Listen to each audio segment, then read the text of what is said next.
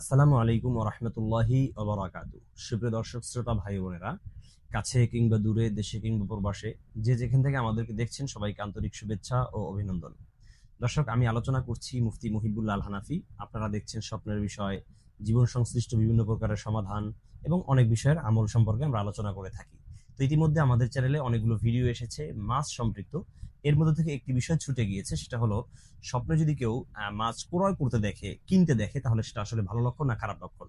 অনেক ভাই বোনেরা বলেন যে হুজুর, আমি দেখেছি যে আমি মাছ ক্রয় করছি, আমি মাছ বাজার থেকে কিনে বাড়িতে নিয়ে যাচ্ছি, অথবা বাজার থেকে বাড়িতে যাওয়ার পথিমধ্যে আমার সাথে মাছের বিক্রেতার সাথে দেখা হয়েছে, তার মাছ দেখে ভালো লেগেছে, আমি সেটা ক্রয় করে নিয়েছি। মোট কথা, আমাদের আলোচনার বিষয় হলো যে মাছ দেখা এটা স্বপ্নদ্রষ্টার জীবনে কি অনাবিল সুখ শান্তি বয়ে আনবে, নাকি অকল্যাণকর কিছু হবে। মনে রাখবেন, স্বপ্নে যদি কেউ মাছ ক্রয় করতে দেখে, কিনতে দেখে, তাহলে সেটা খুবই ভালো লক্ষণ। এর দ্বারা বোঝা যায় আল্লাহ তাআলা তাকে আর্থিক সচ্ছলতা দান করবেন। সুবহানাল্লাহি বিহামদি।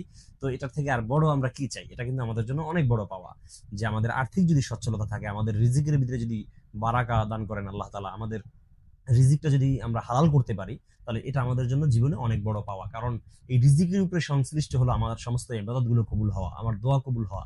অনেক ভাই বোনেরা বলেন যে হুজুর, আমি দোয়া করি কবুল হয় না। অনেকে বলেন যে ইবাদত করি কিন্তু মজা পাই না, নামাজ পড়তে ভালো লাগে না। এটার কারণ হলো আপনি এগুলো কবুল হচ্ছে না।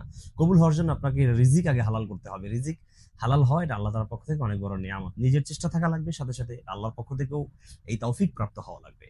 তো স্বপ্নে যারা মাছ ক্রয় করতে দেখেছেন, কিনতে দেখা, এটা খুবই ভালো স্বপ্ন। এটা দ্বারা বোঝা যায় আল্লাহ তাআলা আপনাকে হালাল রিজিকের ব্যবস্থা করে দিবেন এবং আর্থিক সচ্ছলতা দান করবেন। সুবহানাল্লাহ।